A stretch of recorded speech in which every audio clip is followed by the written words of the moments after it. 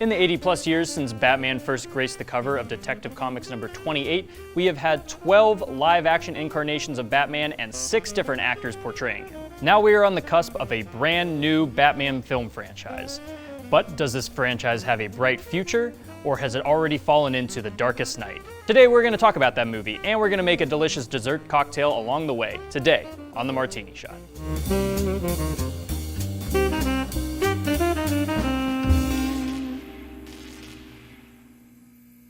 Hello and welcome to the Martini Shot. My name is Brandon, and today we are going to be reviewing the 2022 superhero film, The Batman. But before I do that, I am going to show you how to make a delicious green dessert cocktail called Riddle Me This. So the Riddle Me This is obviously inspired by the film's villain, Riddler.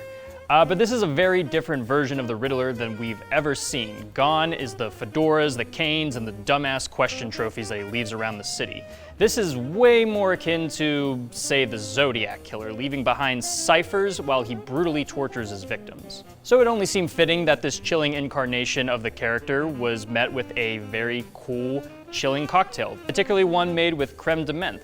So it's going to be nice and green. It's going to have a little bit of a kick thanks to a little bit of brandy, and it's going to be kind of similar to a thin mint cookie, basically. And then we are really going to make it akin to the Riddler by doing a nice little dusting of nutmeg in the shape of a question mark on top of the drink. So let's go ahead and jump into that. So to start, we're going to start with our green ingredient, creme de menthe. Now there are 2 different types of creme de menthe you can buy. There's the green version, and then there's also a clear version. For this cocktail, you're definitely going to want the green version. However, if you can't find it and your only option is the clear version, simplest thing you can do is just dye it with green food coloring. And that's actually what I did here. So we are going to do 1.5 ounces of creme de menthe. And the next, we are going to do 1/2 ounce of this white chocolate liqueur. It's going to give itself a nice creamy finish. Now next is the brandy. We're only going to put in 1/2 ounce. You're really not going to get a whole lot of the brandy in this drink. It's really just to kind of add a little bit more alcohol, and there's a very faint bite that kind of comes with it. And now to give it a little bit of body, we are going to do 1.5 ounces of cream, or 1/2 and 1/2, whichever you choose to use. I'm going to be using 1/2 and 1/2. All right, now we got a little bit of ice in our shaker, so we are going to shake to chill this.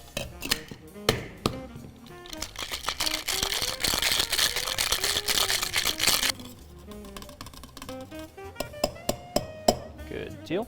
Now we are going to be straining this into a chilled coupe glass. And if we measured this right and shook enough, we should have a nice frothy head on top, which will be perfect for the nutmeg.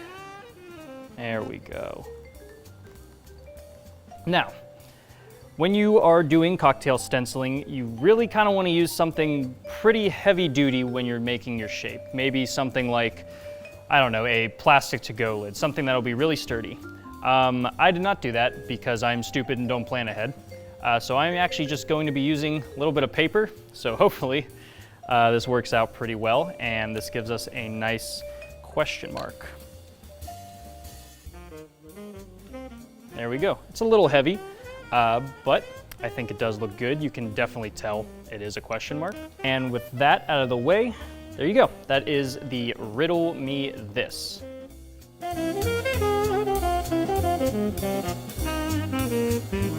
Go ahead and give it a very quick taste.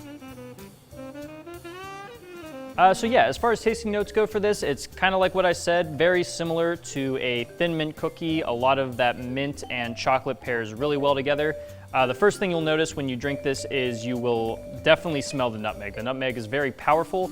However, it pairs very well with that mint and that chocolate, and it just makes for a very, very good drink, especially when it's starting to get hot out like it is now. Now that we got that out of the way, let's go ahead and jump into the review of The Batman.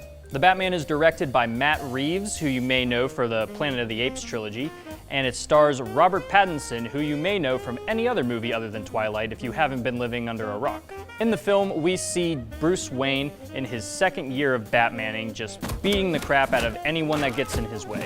But he is finally meeting his match once he is challenged by someone called the Riddler, who is murdering some of Gotham's elite and leaving clues behind specifically for the Batman to find. Along the way, he joins forces with resident damn good cop Jim Gordon and a seductive cat burglar named Selina Kyle, and he begins to find out that what the Riddler is planning may have more to do with him than he originally thought.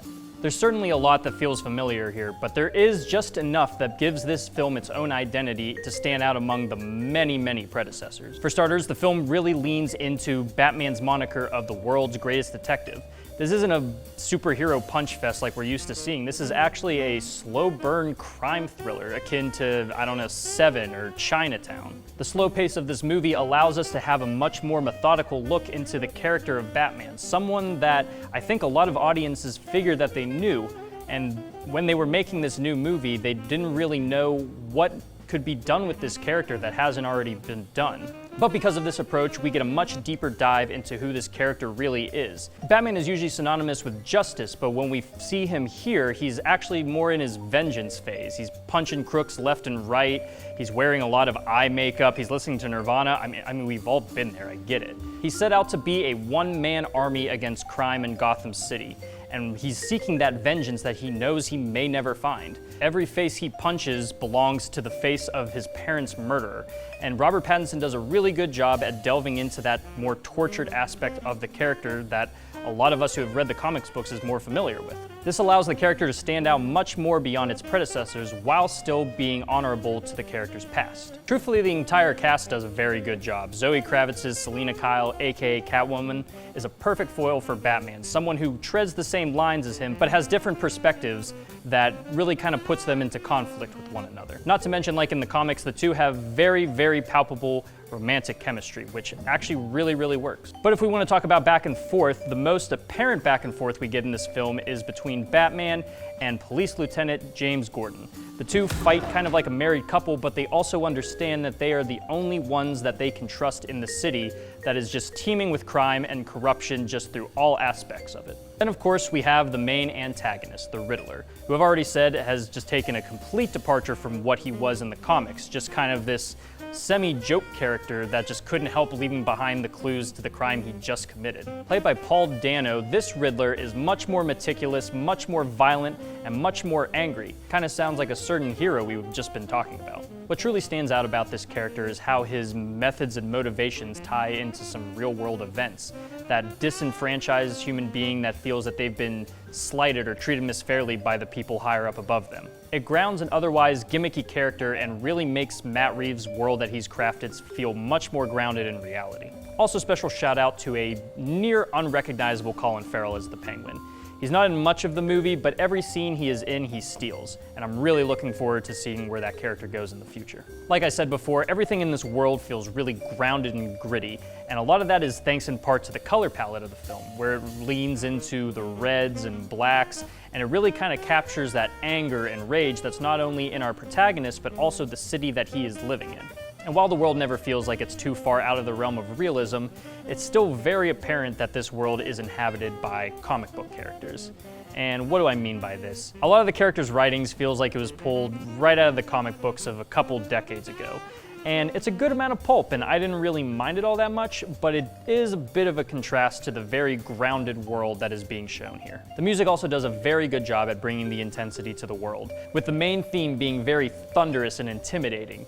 It actually kind of reminded me of the Imperial March from Star Wars, which is kind of ironic because that song is also used to show off another figure who is very violent, dresses in all black, and wears a cape. If I do have one complaint about the music, it does feel like the movie relies on the same 3 songs over and over again. You're gonna hear a lot of them throughout the entire 3-hour run, and it's not a huge deterrent, but it does feel like the soundtrack just didn't have the money to make more music, if that makes sense. Overall, I had a very fun time with this film. I actually got to see it in IMAX, and rarely do I ever think IMAX is worth the price of admission, but for a movie like this, it definitely hits all the beats I'm looking for a huge theater experience. It's not really a needle mover, kind of like how everyone considers the Nolan trilogy to be, but it does a lot to stand on its own and brings a lot to the table and shows that there's still so much that can be done with this character. Fans might be a bit surprised that this is actually a much slower paced Batman film than they might be expecting, with a lot more riddle hunting and clue solving than punching people. Now, when it does happen, it hits pretty hard and it feels earned. but for people looking for a more traditional superhero film, you might be surprised that this one goes a little bit more, not intellectual, it's still a comic book movie, but it makes you think a little bit more about the characters that you've grown up loving all your life. This is certainly the best live-action Batman movie we've had since The Dark Knight, which isn't really much of a thing to say, but I do really enjoy where this movie is going, and I can't wait to see what future installments hold. This film had just the right amount of stylistic approaches that I think that this character needed, and despite its few hiccups, I think it's one of the most accessible live-action superhero movies that we've gotten in a very, very long time. So I am going to go ahead and rate this 4 out of 5 thumb drives. If you've seen the movie, you know what I'm talking about. Well, thank you so much for joining me here on the Martini Shot. I hope you enjoyed the review, and I hope you enjoyed the cocktail. If you like what you saw here and would like to see more, don't forget to like and subscribe. You can also find me on Facebook, Twitter, Instagram, and on WordPress. I have a blog over there where you can find many more movie reviews and movie-themed cocktails. That's martinishot.blog. Thank you guys so much for watching. I will see you in the next one. Live deliciously, but please remember to drink responsibly. Have a good one.